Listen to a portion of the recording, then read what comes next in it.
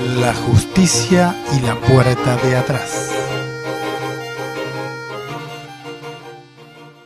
Es claro que hoy la irrupción de los medios masivos de comunicación en nuestras sociedades modernas trae aparejado múltiples efectos, múltiples consecuencias. Un ejemplo de esto, y es precisamente lo que te queremos hablar hoy, es cuando los medios informan respecto a cuestiones debatidas judicialmente, casos judiciales. Así transportan a la audiencia al estrado mismo del tribunal, al centro, al seno mismo del proceso penal. El tratamiento de una causa judicial por parte de un medio masivo de comunicación, en primer lugar, contrapone dos derechos básicos. Por un lado, la clara contraposición entre la libertad de expresión del medio, que es el que tiene el derecho a informar, y del televidente, lector, oyente, de la audiencia, que es la que tiene el derecho a informarse.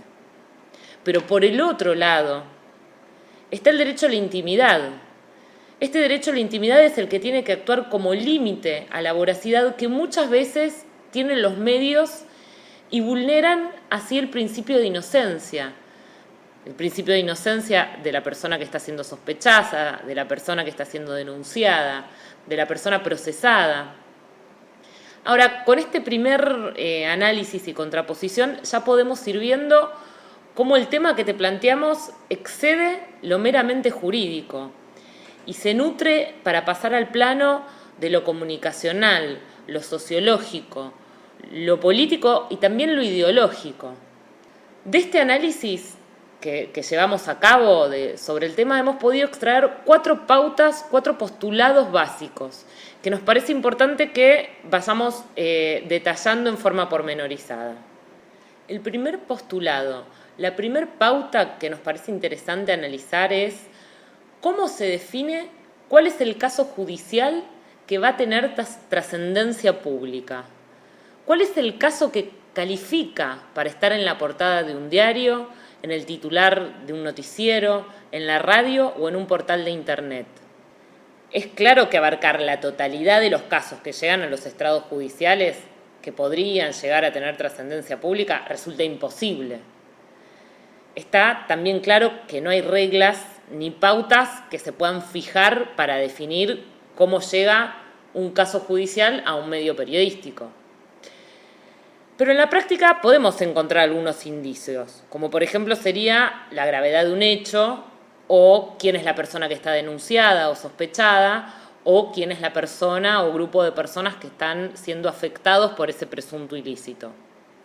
En la práctica, por ejemplo, para los medios, no es lo mismo un hurto sin violencia en un barrio con alto índice delictivo, en un barrio carenciado, que un secuestro seguido de muerte en una urbe. No es lo mismo un robo en donde el denunciado sea una persona con antecedentes que una denuncia por malversación de fondos o cohecho por parte de un funcionario, ¿no? A esto además hay que sumarle que cada medio masivo de comunicación, además de su componente, de su rol comunicacional, tiene un componente ideológico. En definitiva, a nuestro interrogante originario, que era cómo se define el caso o el juicio que llega a la portada del diario. En realidad es cada medio el que define qué caso llega y qué caso no. ¿Esto es incorrecto? ¿Es malo que el medio defina cuál es el caso que llega a su portada, a su titular? En realidad creemos que no es ni malo ni bueno, no es correcto ni incorrecto. Pero es importante, sí, es muy importante que tengamos en cuenta este proceder, que lo tengamos presente al momento de consumir esta noticia. ¿No va a ser malo, no va a ser inconveniente que el medio elija el caso judicial que quiere llevar a la tapa de su diario, en tanto y en cuanto la sociedad, la audiencia, sepa que el medio va a privilegiar en esa elección sus intereses particulares por sobre las necesidades del espectador? ¿No va a ser malo que el medio, en forma independiente, defina cuál es el caso que lleva a fijar agenda, siempre y cuando tengamos en cuenta que el interés del medio también va a responder a una línea política y a una línea ideológica. Si sabemos todo esto, no es malo. La segunda cuestión que nos parece importante extraer de este análisis que llevamos a cabo es que la mediatización de la justicia nos plantea un problema insalvable, que es la reducción de la noticia. La noticia la comprimen, la reducen. Tenemos que partir de la base que la noticia que se transmite a la audiencia siempre va a estar reducida, siempre va a ser insuficiente. En pocas líneas, en un diario o en pocos minutos de televisión, nos plantean los hechos de un caso, la prueba, llevan a los testigos, vemos a los testigos. Esa prueba la producen, es decir, los testigos declaran frente a las cámaras. Plantean también la defensa, también muchas veces aparece el sospechoso o el denunciado y conseguimos la declaración de ese sospechoso. Nos plantean los fundamentos, los alegatos y para finalizar la propia sentencia. Todo esto de la mano del mismo medio que se transforma en juez y monta el escenario del estrado judicial. Se puede sintetizar una noticia. Lo que no se puede hacer es que con el objetivo de sintetizar o de reducir la noticia se tergiverse o se modifique u oculte lo real. A esto que te acabamos de plantear, a este resumen compilado de la causa que hace el medio, sumale la forma. La noticia, el medio la debe transmitir en enunciados claros que puedan ser entendidos por el receptor. Pero no te olvides que el proceso judicial lleva un lenguaje técnico. A estas dos cosas, a esta edición de tiempo y forma, cae indefectiblemente en la subjetividad de la noticia, es matemático. Pero si a estas dos cosas le sumamos además el componente ideológico y político, el interés particular oculto del medio de comunicación para beneficiar a determinado sector o persona, esta deformación es aún peor.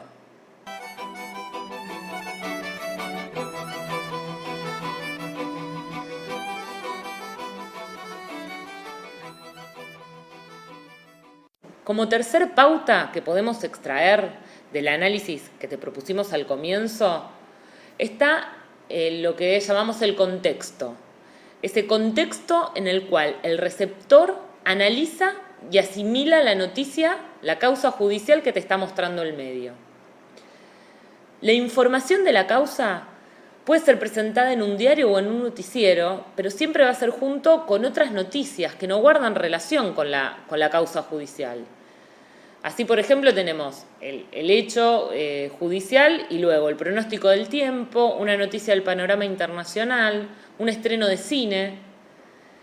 Esta aglomeración de noticias, este contexto, impide que el auditorio pueda asimilar la información, que como ya te mostramos antes ya viene subjetivizada, porque ya definieron cuál era la noticia que te iban a informar y cómo te la iban a informar, reducida, simplificada. Entonces, esto pasa también habitualmente, que esta noticia, que como ya dijimos, ya la eligieron y ya la redujeron, sea reiterada en forma sucesiva, generando la sensación de que un solo hecho quizás se multiplicó hasta el infinito. Así, sobre una misma causa aparece la víctima, el abogado, la declaración del fiscal, el testimonio de la familia, el vecino, otro testigo y a veces hasta suman un especialista en la materia. Esto, a lo largo del día, hace parecer que el hecho se multiplicó. Uno queda con la sensación que ha visto 6 robos cuando en realidad el hecho fue uno solo. Por último, en cuarto lugar, nos parece importante el problema de los llamados juicios paralelos, que cada vez más asiduamente se realizan en el ámbito de los medios de comunicación. Así, hoy por hoy la prensa no se limita a informar, sino que directamente formula comentarios, realiza aseveraciones, subjetiviza esas cuestiones, hace comentarios peyorativos, todo esto sin encontrarse probados o a veces ni siquiera planteados los hechos en sede judicial. A veces se interviene y ni siquiera hay denuncia, ni siquiera hay caso.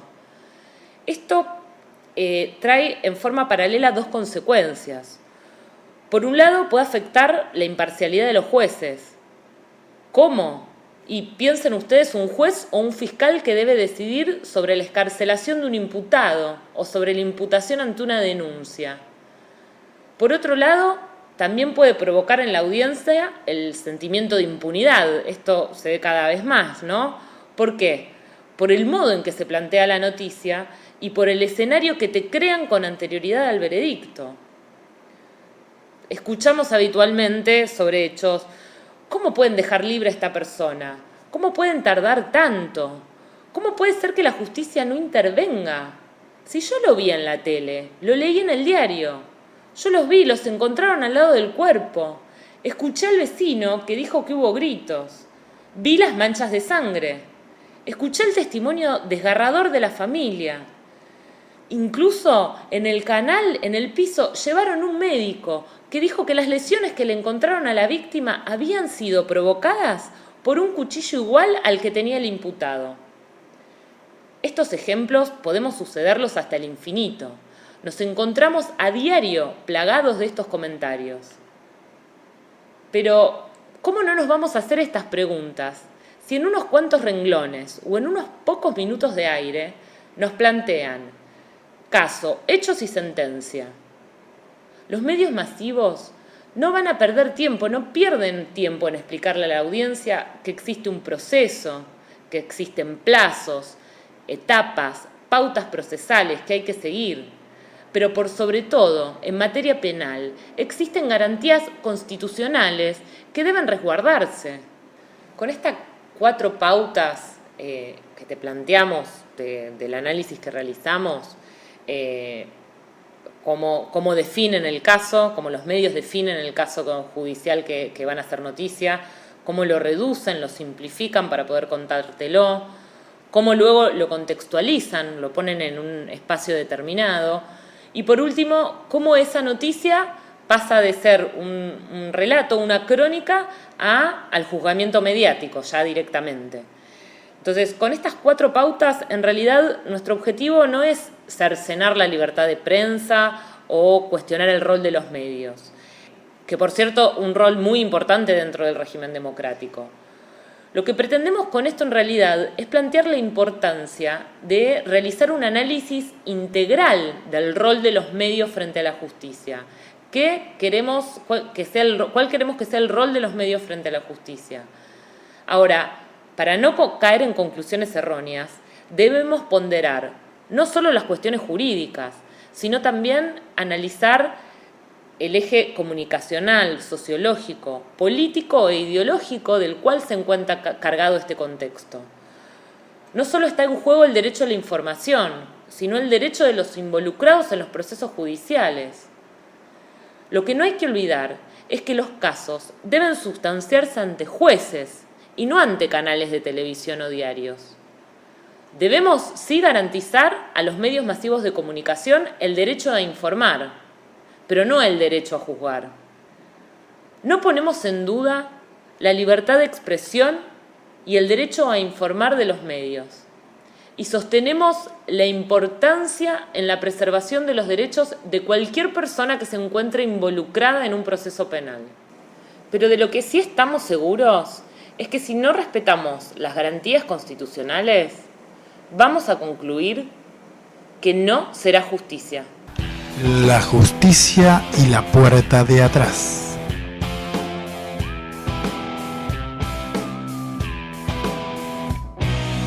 Raro cómo nos mienten en vivo, en la cara, aunque se vea el disfraz. Conducción: Sergio Cipolla y María Mendiel. Colaboraciones temáticas: El Filoso de Palermo. Colaboraciones especiales: Daniela Cipolla. Idea y producción: Centro de Políticas de Gestión. Producción general: La Soberana. Que vos mismo construyas el cajón en cuotas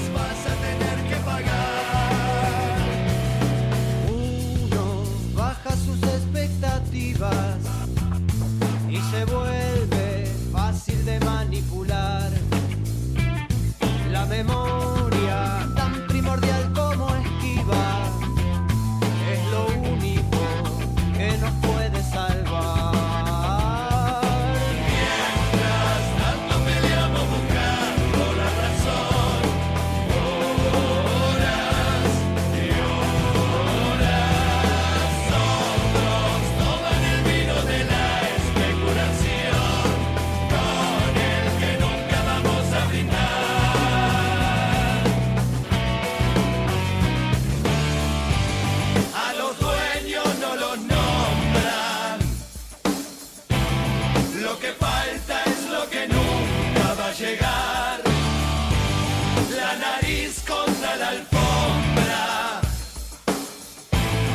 Nos matan ni nos dejan levantar.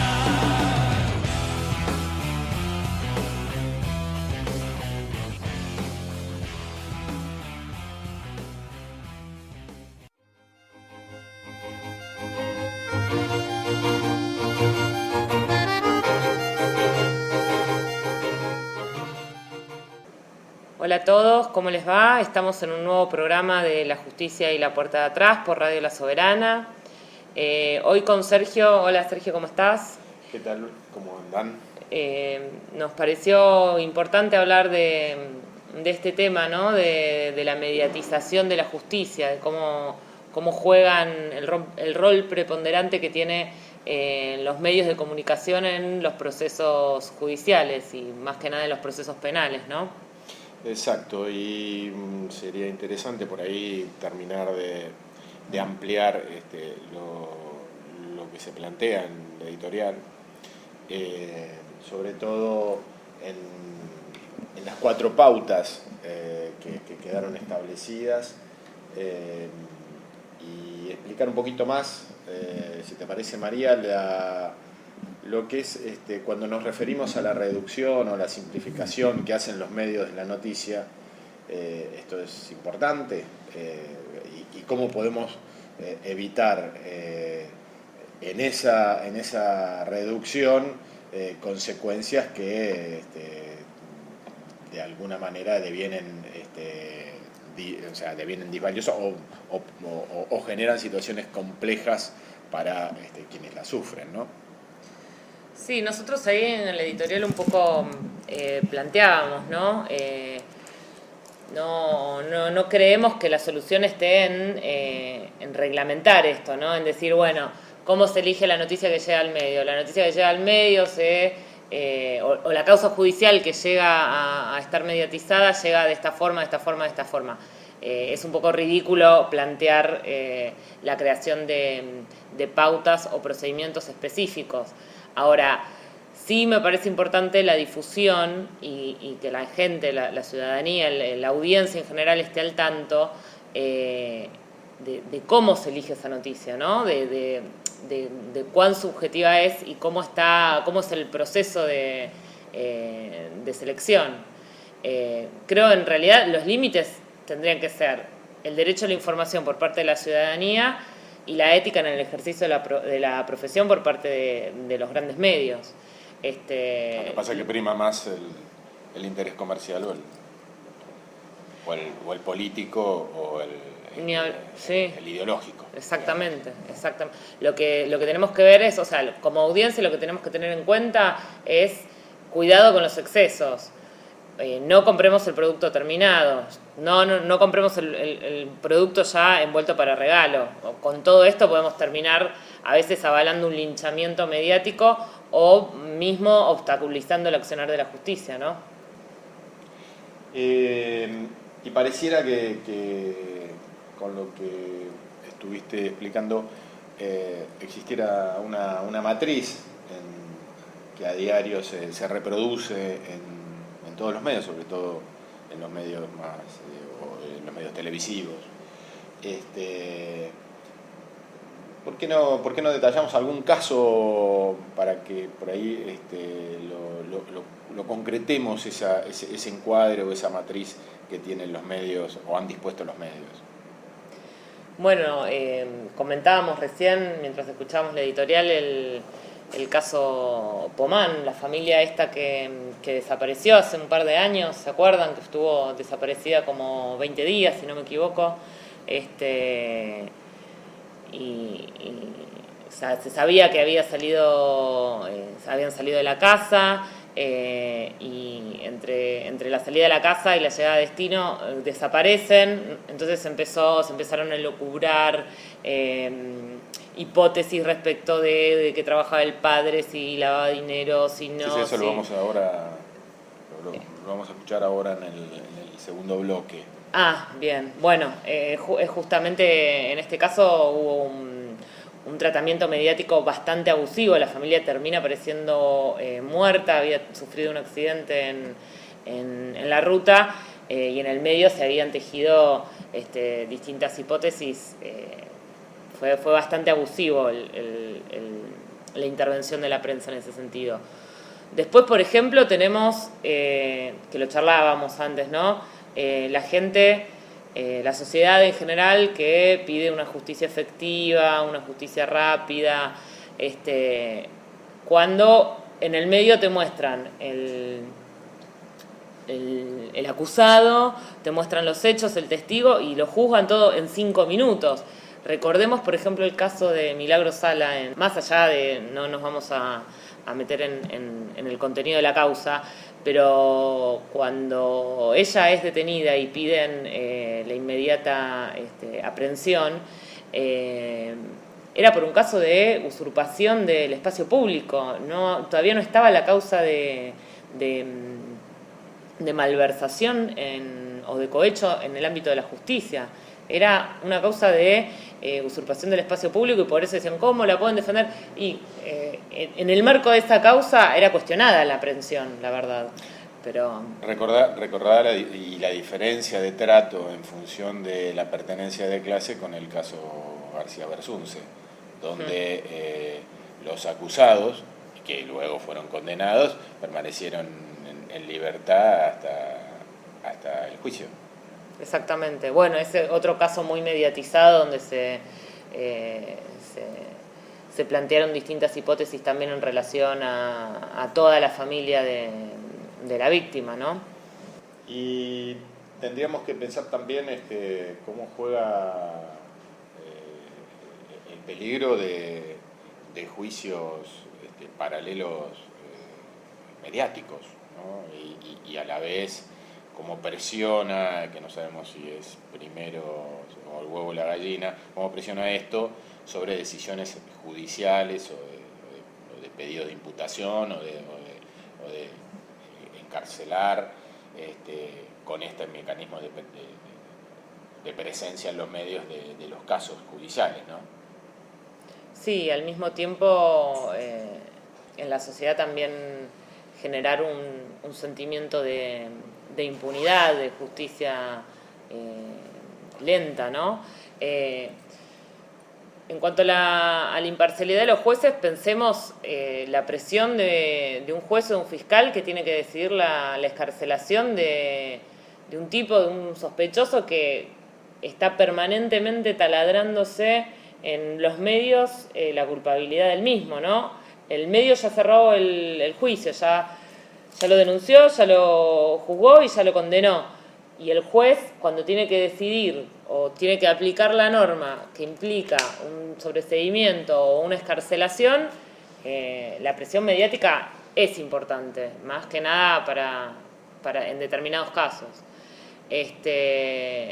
Y por el otro lado, este juicio paralelo que realizan los medios también tiene como contracara el provocar en la audiencia lo que decíamos recién, ¿no? Este sentimiento de impunidad, de que la justicia no funciona. Hay casos realmente complejos que en los medios se simplifican demasiado, ¿no? Los casos de lavado de dinero, de cohecho, de malversación, son casos que llevan una prueba muy compleja, más que nada porque hay que probar lo que se llama en derecho la relación causal entre todos los hechos y esos fondos que aparecen y si fueron o no fueron mal habidos. Entonces es complejo. Esos juicios por lo general tardan muchos años. Sí. Además, habitualmente hay que requerir información a organismos privados o organismos públicos, pero también a organismos o instituciones del exterior que requieren de una tramitación muchas veces que no es Sí. de fácil acceso. O entidades financieras que tienen protocolos de seguridad y Exacto. de protección de los datos de esas personas, así que hay que compatibilizar muchas veces la normativa, como vos decís, de 2 o 3 o más estados extranjeros. Y me parece que también serviría hacer una síntesis sobre lo que planteamos en la editorial, del doble rol de los medios, ¿no? O sea, plasmemos claramente ese doble juego que tendrían los medios de comunicación. Sí, un poco lo que planteábamos, ¿no? Ese doble rol que tiene el medio, por un lado el rol informativo y por otro lado el rol político e ideológico. Es claro que el segundo rol prima sobre el primero, pero no hay que olvidar cuál es la función primordial del medio en un Estado democrático, que es ser un instrumento que facilita el control por parte de la sociedad. Entonces, hay que tener en cuenta que ese rol a veces se ve desdibujado por influencia o por preeminencia del rol ideológico o de la línea política que tiene el medio, ¿verdad? Y ahora pasamos a que nos den las instrucciones y los mecanismos de cómo funciona un medio de comunicación. Y es interesante escuchar lo que dicen "no te va a gustar" en el mismo canal. Lo escuchamos.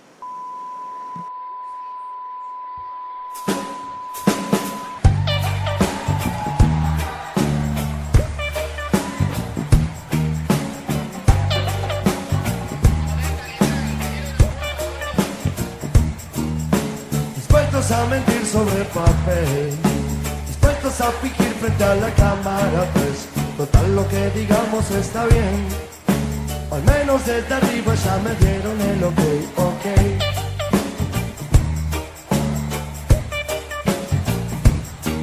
Yo no miento, solo digo la verdad.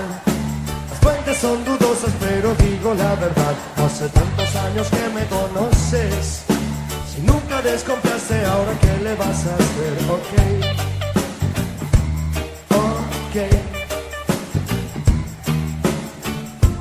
¿No ves? Por vos yo sigo estando acá.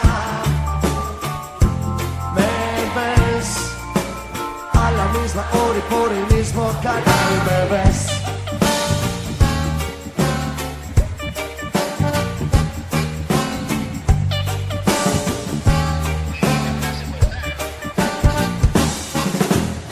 No te preocupes, yo te ayudo a pensar. Vos sos inteligente y el jabón mucho más. Es hora de cambiar el celular. Mientras tanto te sugiero que tenés que votar.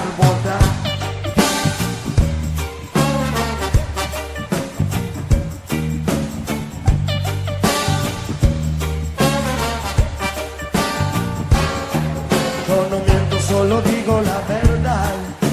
Las fuentes son dudosas, pero digo la verdad. Hace tantos años que me conoces, si nunca desconfiaste, ahora ¿qué le vas a hacer? Ok.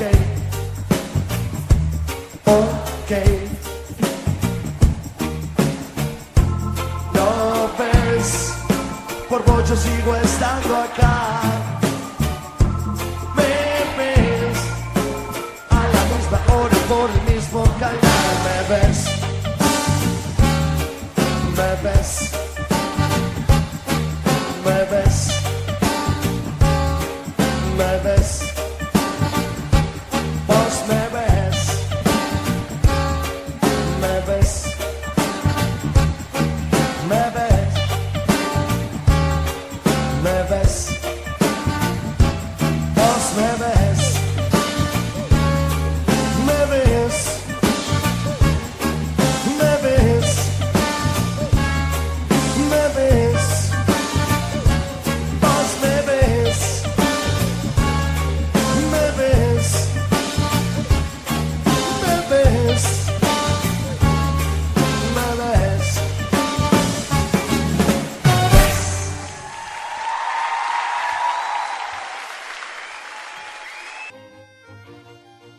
La justicia y la puerta de atrás. Un programa que pretende mostrarte lo que se ve y lo que no se ve de nuestro sistema legal. No nos conformamos con escuchar las respuestas de siempre por parte de los actores que dominan la escena. Por eso nos preguntamos, ¿de dónde venimos y hacia dónde vamos? Nuestra propuesta es darte los elementos para que elijas tu destino y no que otros lo hagan por vos.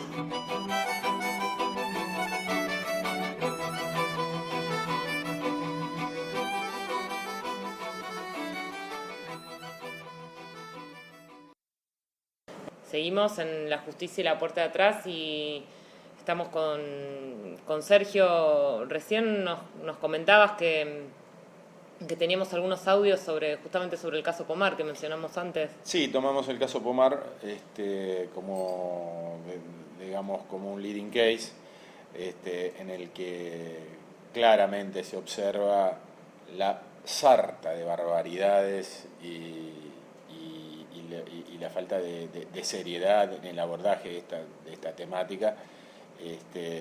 Van a reconocer voces, hemos logrado tener distintas opiniones, pero van a reconocer voces y van a escuchar cosas realmente poco serias, pero bueno, lo importante es que eso está puesto en un medio de comunicación y aborda un problema o una causa judicial o una situación puntual de una manera verdaderamente chabacana y burda, pero escuchémoslo.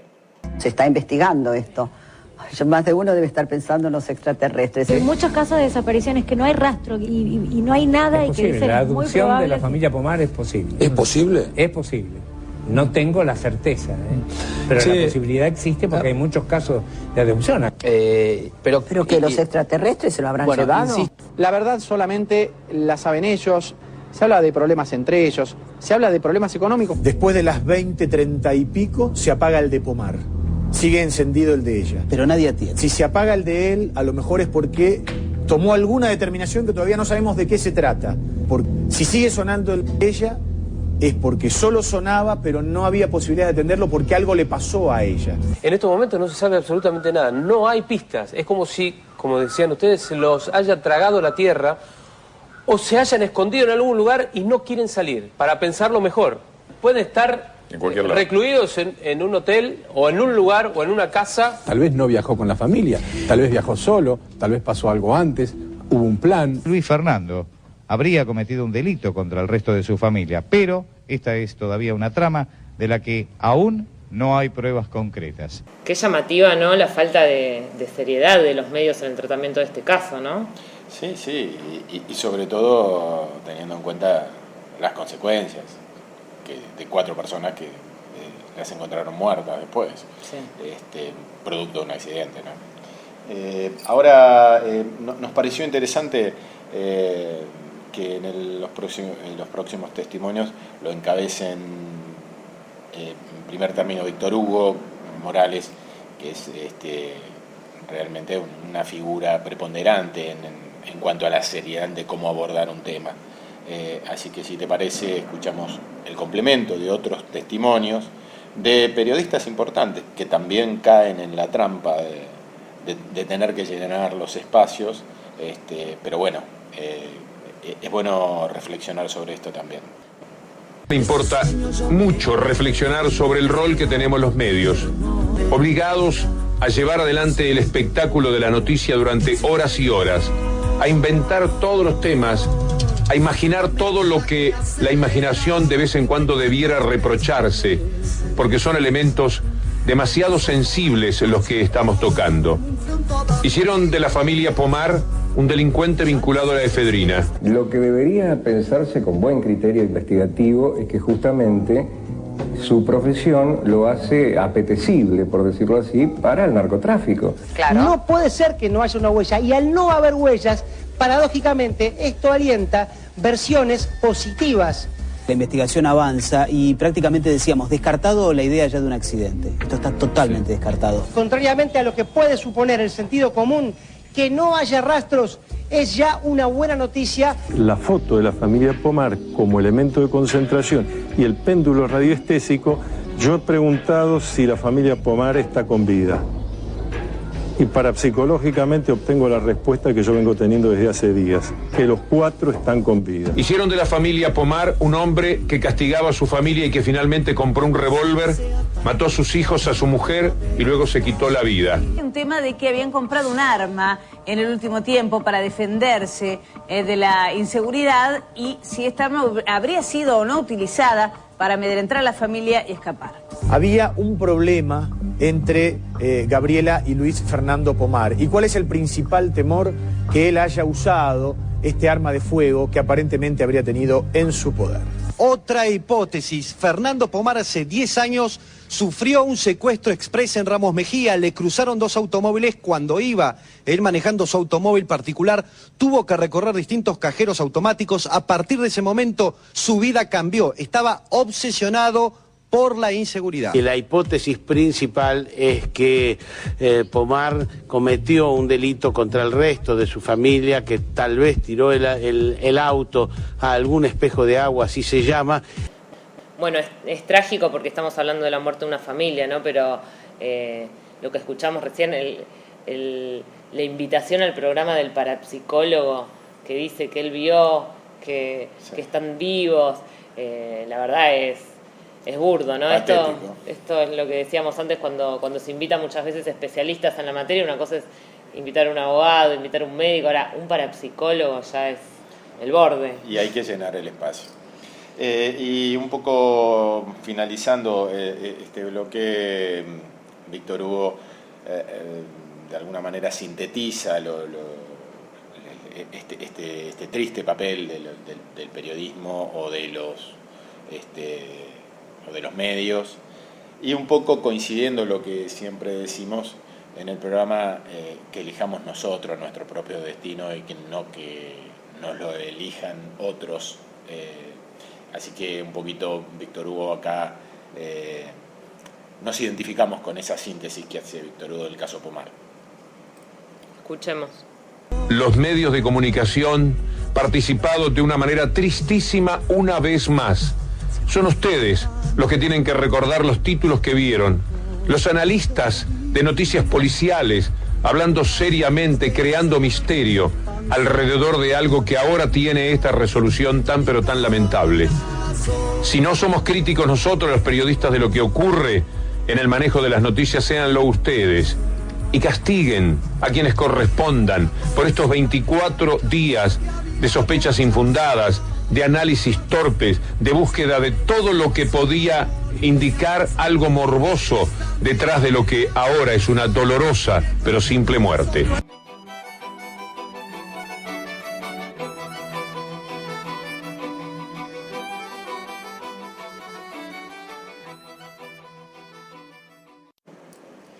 Bueno, ya estamos llegando al final del programa y para este caso en particular, como decimos siempre acá, mientras que por la puerta de adelante nos muestran medios objetivos, casi cronistas, divulgando la verdad de los hechos, por la puerta de atrás nos fijan la agenda en respuesta a intereses que siempre son comerciales o ideológicos, entregando a la audiencia casos judiciales que en el mejor de los casos por falta de información y en otros por un direccionamiento político concreto, montan un escenario donde se denuncia, se juzga y hasta se condena.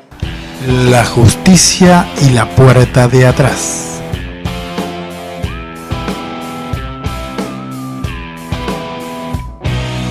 Raro cómo nos mienten en vivo, en la cara, aunque se vea el disfraz.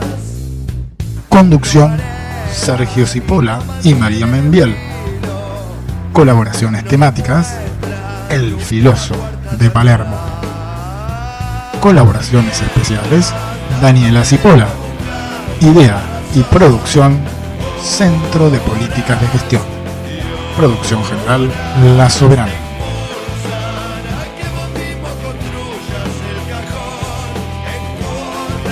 Vas a tener que pagar.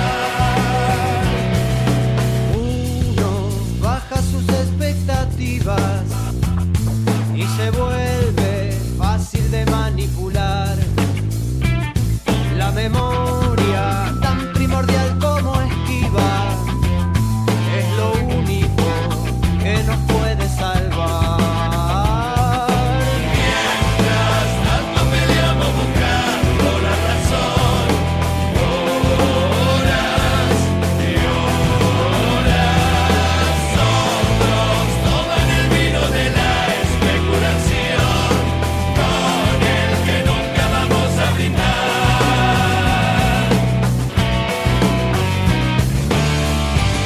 A los dueños no los nombran, lo que falta es lo que nunca va a llegar. La nariz contra la alfombra, ni nos matan ni nos dejan levantar.